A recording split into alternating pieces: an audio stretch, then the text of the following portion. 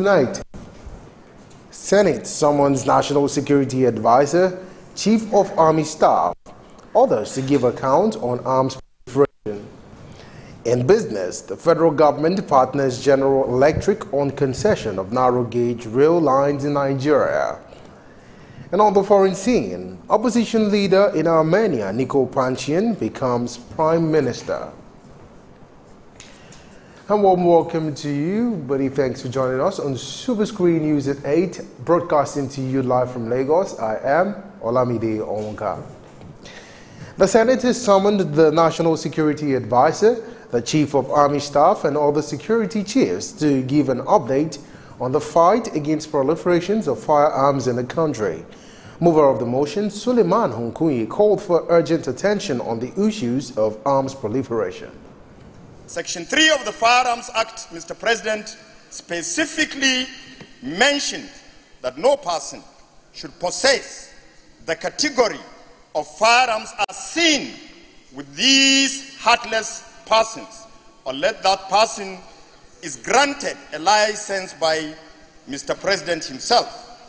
Section 4 of the Act gave the Inspector General of Police the power to issue license for people with less lethal firearms. But one does not need to ask whether all the firearms bearing elements ranging from kidnappers, armed robbers, armed herdsmen, cattle rustlers, cultists, etc., got their licenses from these appropriate quarters, because the answer is simply, clearly and emphatic, no. Other lawmakers speak on the same vein, calling for an urgent address to the situation of proliferation of arms in the country. I have had suggestions and views on inviting service chiefs and security personnel to come here and brief us on the issue of firearms. But no matter how many of them we invite here, the central issue is that the political class are complicit in the proliferation of arms in Nigeria. It is not possible for our security agencies to bring an end to the violence, the killings, the bloodshed, and the proliferation of arms in this country, as long as the political class include violence as part of their strategy. The problem in this country is our inability to enforce our laws. The law is there. Sections 3 and 4 of the Firearms Act is prohibiting certain category of firearms unless you are properly licensed to do so. But in our society, we will wait for a presidential order or IG directing before police officers will do their job. And therefore, we have this accumulated proliferation of firearms all over the entire country. And therefore, we are all endangered species. The rate of killings, the inadequate and poor response by the security agencies to address this. And as we say, how easy it is now for individuals to be armed, the way individuals are carrying AK-47 as if they're just carrying an accessory.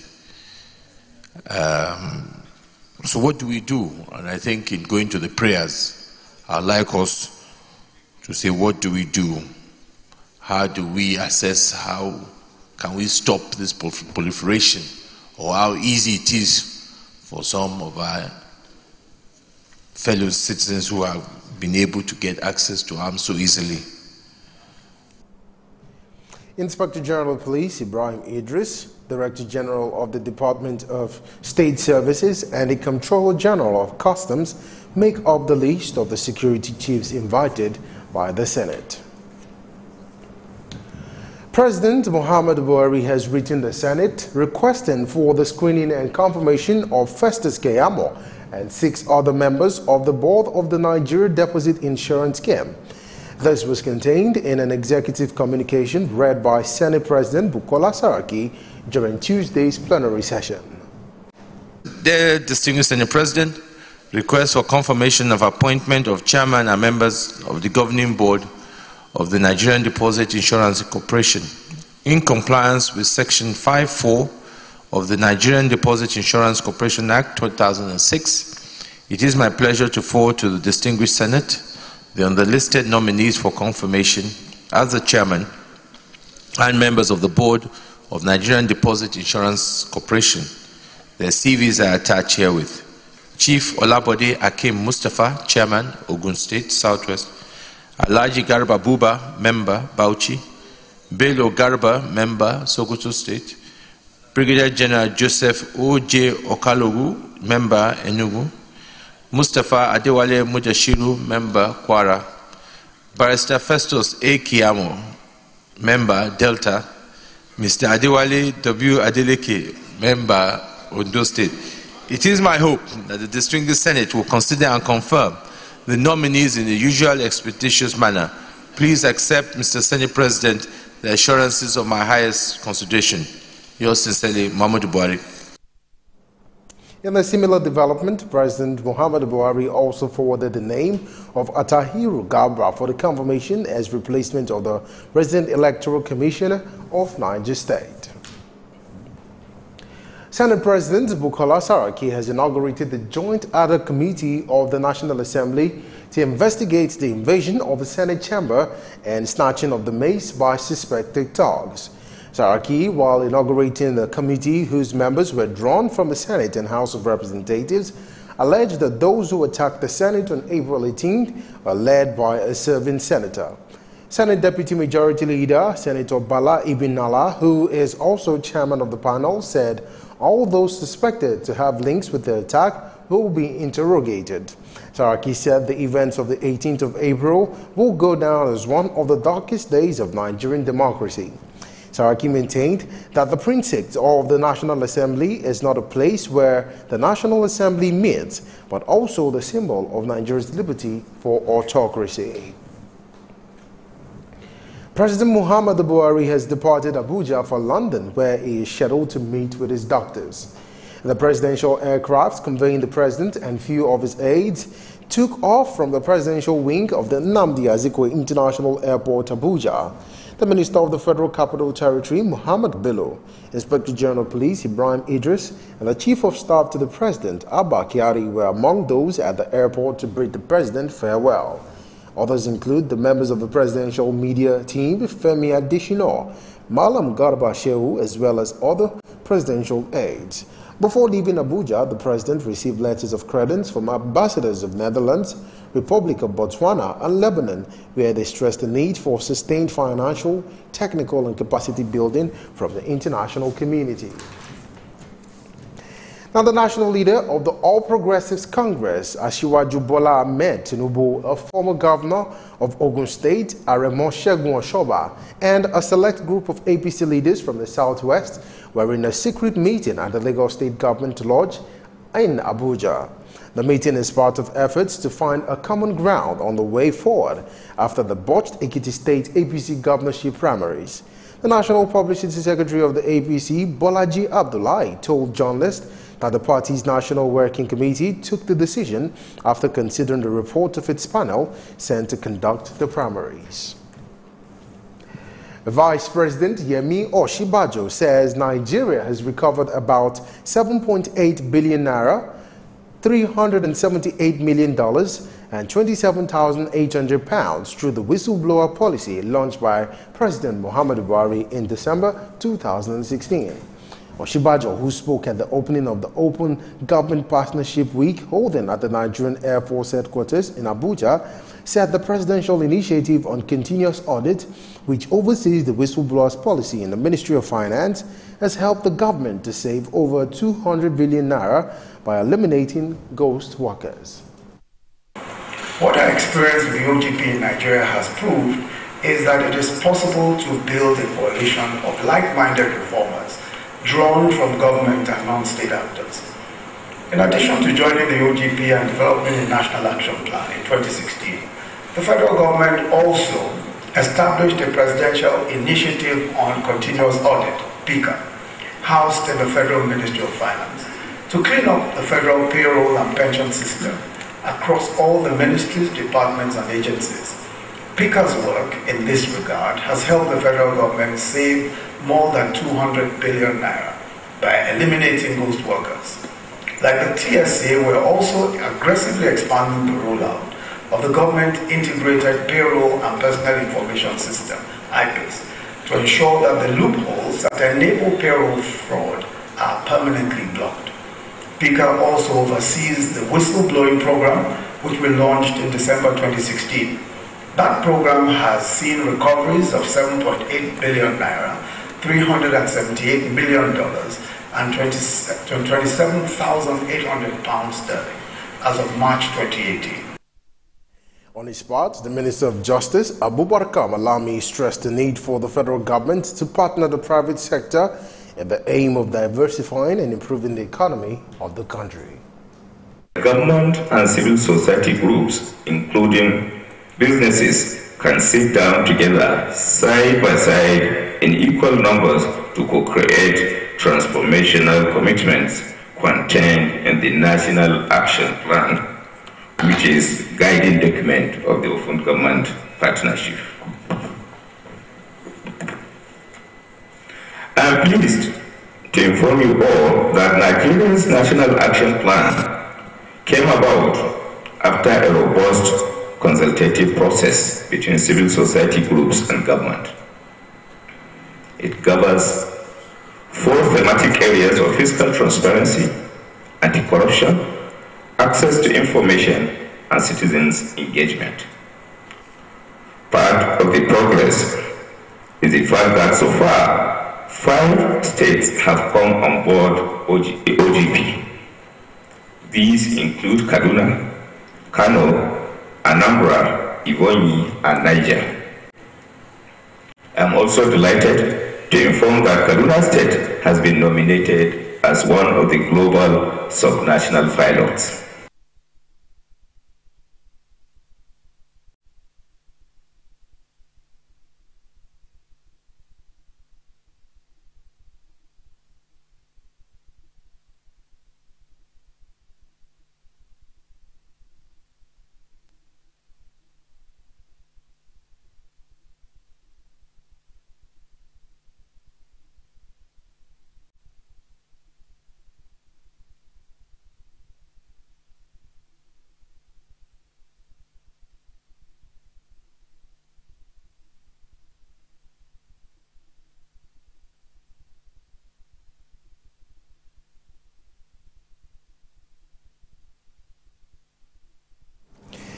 Senator representing Ekiti South, Abiodun Olujimi, has stepped down for former Minister of State for Works, Dayo Adeyeye, in the race for the People's Democratic Party's governorship candidate in the state.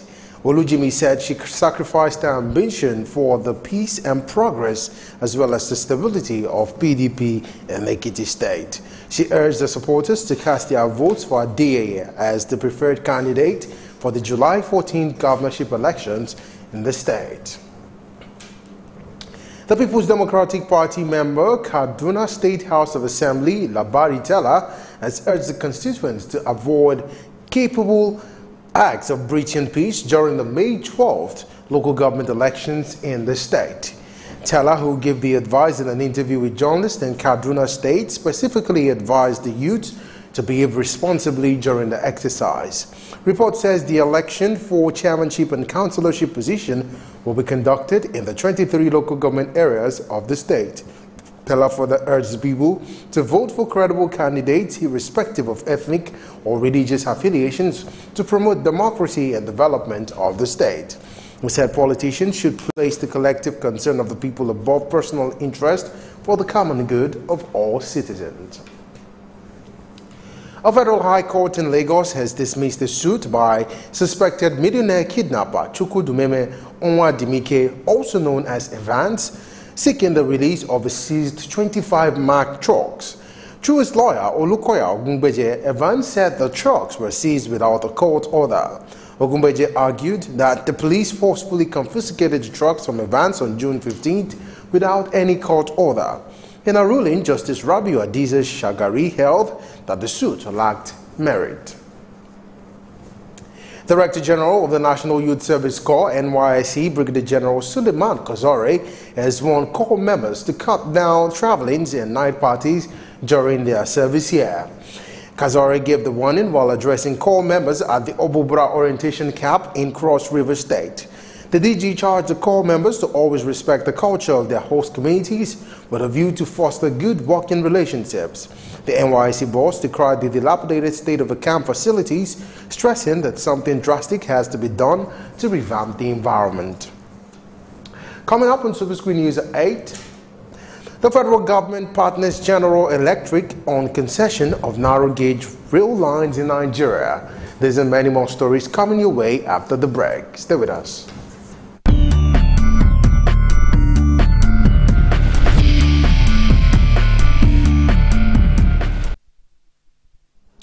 Welcome back, and now for some business stories. The federal government has signed a $45 million interim agreement with the General Electric for the concession of narrow gauge rail lines in the country. The Minister of Transportation, Rotimi Amechi, who disclosed this to journalists in Abuja, said the total money to be invested in the project is $2.7 billion after the agreement is concluded. According to him, the interim phase includes the rehabilitation of the rail lines, management of the transportation and Nigerian Railway Corporation, as well as participation in commercial activities. He said GE will bring 10 coaches and 100 wagons, adding that the additional 10 locomotives and coaches will be repaired. Amechi, however, said by January 2019, GE intends to complete the whole interim process and move to the main phase. As the federal government diversifies the economy, experts are advocating for solar energy as the best alternative to electrical energy. These electrical engineers from Europe disclosed this to journalists at a forum on the public on the importance of solar energy. Many African countries, and Nigeria is more industrialized than most, suffer from power cuts, suffer from having not ability to distribute the power. Battery storage, you know, when you have solar, a lot of people have said, well, we have solar, but it not sunny every day. So we've just had a load of rainstorms, your grid's gone down a little bit. So what battery storage does, it takes in the sunny days the batteries and releases it. So now battery and solar can be reliable and consistent and deliver a lower price than electricity from fossil fuels. Over the last 10 years, the cost of solar panels have come down by 90% and batteries have come down by 90% as well. These batteries last 20 years, 10 years. That, on the industrial scale, we're talking about, even the one for the small domestic off-grid, minimum 3 years warranty. We are fully convinced that with the cooperation with Telco Europe and Nigeria, that we can cover this market. I think the time is right now. The products have reached the level of, let's say, of cost that normal people in the country, in Nigeria, can afford to buy this. And say as a replacement for their generators, or what you're normally using here, yes. People living in the rural areas, I say that doesn't mean low-class people are not connected to the grid, actually. They have an interest to have such a unit, yes. They have no cables, they have no electricity, they have no lights at home, and they can use this kind of system. The Nigerian Maritime Administration and Safety Agency, NIMASA, and the Director General, Dakuku Peterside, says the regional cooperation is key to safety and security of inbound and outbound goods and services to Africa through the seas. According to the statement by Peterside, on the sidelines of an offshore technology conference in Houston, Texas, United States of America.